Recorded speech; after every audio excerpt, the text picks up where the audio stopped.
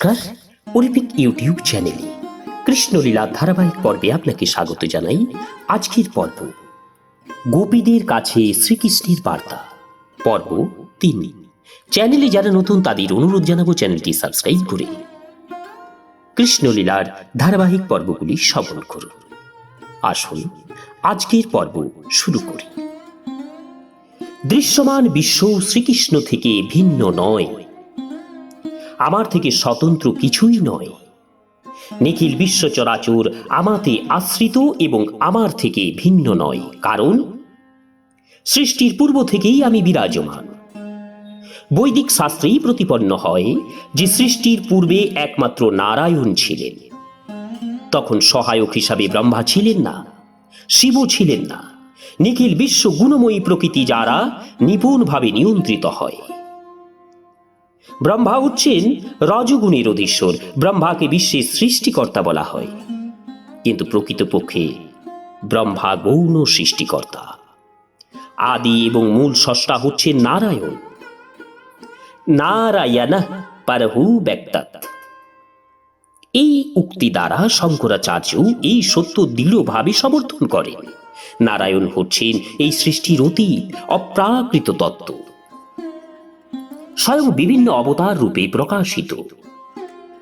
আর এই প্রকাশিত হয়ে শ্রীকৃষ্ণ বিশ্ব সৃষ্টি, পালন এবং ধ্বংস করেন।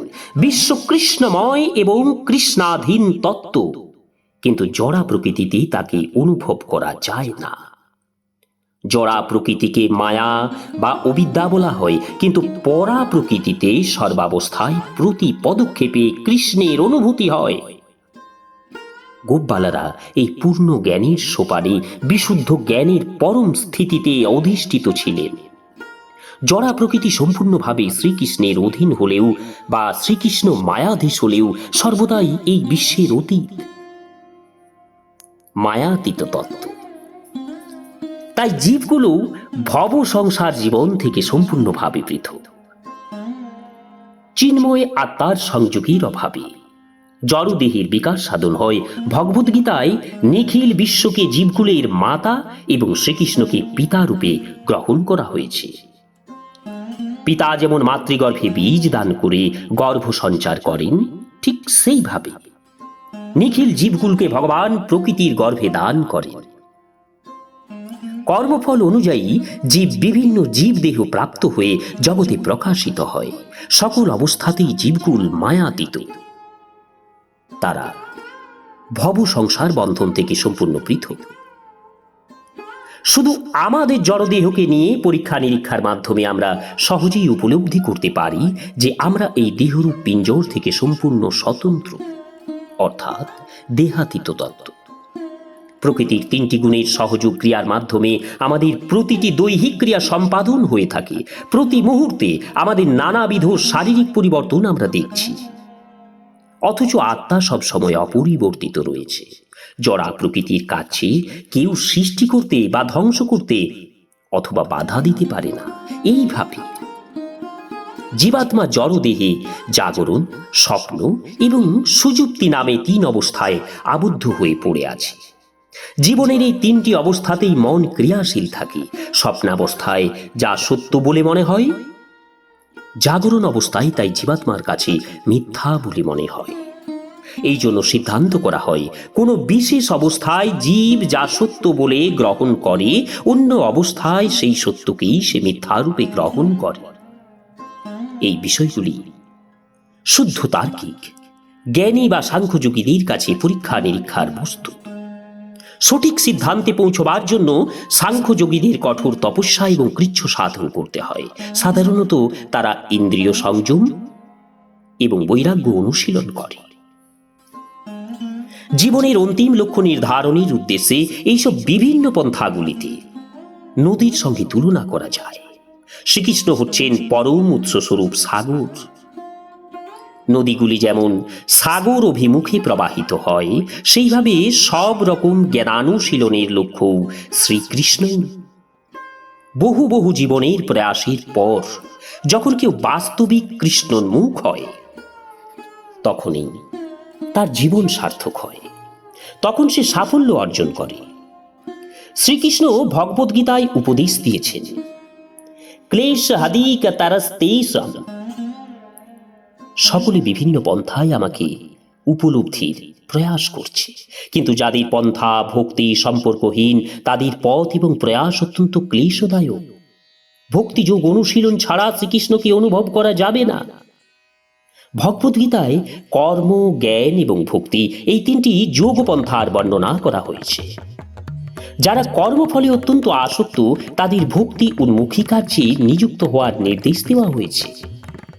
যারা নিষ্ফল শুষ্ক তর্কে আসক্ত তাদেরও ভগবত ভক্তি লাভের উপদেশ দেওয়া হয়েছে। কর্মযোগ এবং সাধারণ কর্ম এক নয় এবং জ্ঞানযোগ ও জ্ঞান এক নয়। ভক্তা মাম অভিজানাতি। পরিশেষে ভগবদ্গীতায় ভগবানের এই উক্তি অনুসারে একমাত্র ভগবত সেবার মাধ্যমেই শ্রীকৃষ্ণকে উপলব্ধি করা যায়। গোপীরা ভগবত সেবায় পরম সিদ্ধি প্রাপ্ত হয়েছিল, কারণ একমাত্র শ্রীকৃষ্ণকে ছাড়া তারা আর কিছুই জানতে চাননি। अस्मिन् एव विज्ञाते सर्वम् एव विज्ञातम् भवन्ति, এই বেদবাক্যই তা দৃঢ়ভাবে প্রতিপন্ন করেছে। এই বাণীর অর্থ হচ্ছে শুধু কৃষ্ণ উপলব্ধি হলে অন্যান্য সমস্ত তত্ত্বজ্ঞানী আপনা হতেই লাভ হয়ে যায়। শ্রীকৃষ্ণ আরও লিখেছেন যে তোমাদের অম্বই জ্ঞান লাভের আর প্রয়োজন নেই, কারণ জীবনের শুরুতেই তোমরা আমাকে ভালোবাসতে অনুশীলন করেছ। যারা ভববন্ধন থেকে মুক্তি কামনা করে তাদের অদ্বৈ জ্ঞান লাভ প্রয়োজন, কিন্তু যে কৃষ্ণানুশীলন করেছে সে ইতিমধ্যেই মুক্তির স্তরে অধিষ্ঠিত হয়ে গেছে। আর এই জন্য ভগবদ্গীতায় বর্ণনা করা হয়েছে যে অনন্য ভগবত ভজনে নিযুক্ত সে ইতিমধ্যেই সংসার মুক্তির সোপানে অধিষ্ঠিত ফলে বিবেচিত হয়। গোপাঙ্গনারা প্রকৃতপক্ষে কোনো সংসার জ্বালা অনুভব করতেন না, কিন্তু তারা সবসময়ই কৃষ্ণ বিরহ অনুভব করতেন। আর এই জন্যই শ্রীকৃষ্ণ তার লেখা বার্তায় জানিয়েছেন, হে প্রিয় সুন্দরীগণ, আমার প্রতি তোমাদের এই অত্যুজ্জ্বল প্রেমকে প্রগাঢ় করবার উদ্দেশ্যে আমি তোমাদের কাছ থেকে দূরে রয়েছি, যাতে তোমরা প্রতিক্ষণ আমার চিন্তায় নিমগ্ন থাকো। তাই আমি এই কাজ করেছি। গোপিকারা ভগবত চিন্তার পরম সিদ্ধির স্তরেই অধিষ্ঠিত। ভক্তিপূর্ণ ভগবত সেবার চেয়ে যোগীরা সাধারণত ধ্যান ক্রিয়ায় আরও অনুরাগী, কিন্তু তারা জানে না যে ভক্তিযোগে সিদ্ধিলাভ দ্বারাই যোগানুশীলনের পরম সিদ্ধি প্রাপ্তি হয়। গোপবালাদের প্রদর্শিত পথে সর্বক্ষণ কৃষ্ণ ভাবনায় নিমগ্ন থাকাই হচ্ছে সর্বোত্তম যোগ সাধন, এবং তা ভগবদ্গীতায় প্রতিপন্ন হয়েছে। গোপাঙ্গনাদের মানসিকতা সম্পর্কে শ্রীকৃষ্ণ ছিলেন সবচেয়ে বিজ্ঞ। প্রিয়তম বা কান্ত যখন দূর দেশে অবস্থান করে তখন একজন নারী তার চিন্তায় গভীরভাবে আবিষ্ট থাকে, কিন্তু প্রিয়তম কাছে না থাকলে নারীর মন যেমন তার চিন্তায় বিভোর হয় না। গোপিকা সুন্দরীদের আচরণও কৃষ্ণ ভক্তি দ্বারা শ্রীকৃষ্ণ আমাদের ভগবত ভক্তি শিক্ষা দিতে চান। গোপীদের মতো যারা সর্বক্ষণ কৃষ্ণ ভাবনায় আবিষ্ট চিত্ত, তারা নিঃসন্দেহে শ্রীকৃষ্ণের চরণ কমল প্রাপ্ত হবে। ভগবত বিরহে যে কৃষ্ণ ভজন পন্থা, সেই বিপ্রলম্ভ পদ্ধতিতে ভগবত ভজন শ্রী চৈতন্য মহাপ্রভু জনসাধারণকে শিক্ষা দিয়েছিলেন। স্বর গোস্বামীরাও গোপী ভাবে বিপ্রলম্ভময়ী কৃষ্ণ উপাসনা শিক্ষা দিয়েছেন। গোস্বামীদের ভজন সম্বন্ধে শ্রীনিবাসাচার্যের বন্দনায় এই বিষয়ে খুবই স্পষ্টভাবে বিশ্লেষণ করা হয়েছে। শ্রীনিবাসাচার্য তার এই বন্দনায় লিখেছেন, স্বর গোস্বামীরা গোপীভাবে নিমগ্ন হয়ে দিব্য ভগবত সেবানন্দ সিন্ধুতে সর্বদা নিমগ্ন থাকতেন। যখন তারা বৃন্দাবনে থাকতেন তখন তারা উচ্চ স্বরে বলতেন, হে কৃষ্ণ তুমি কোথায়? হে গোপিকা সুন্দরীরা তোমরা কোথায়? হে ব্রজেশ্বরী শ্রীমতী রাধা রানী তুমি কোথায়? এইভাবে তাদের ডেকে ডেকে তারা অন্বেষণ করতেন।